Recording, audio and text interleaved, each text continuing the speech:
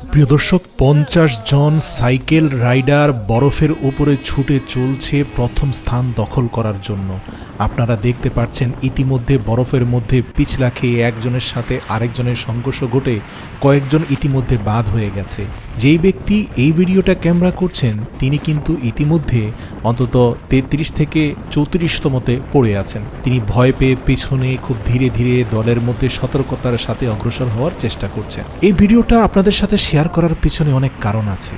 প্রিয় ভাই, ভিডিওটা শেষ পর্যন্ত ধৈর্য ধরে দেখতে পারলে জীবনে অনেক কিছুতেই ধৈর্য ধরতে পারবেন।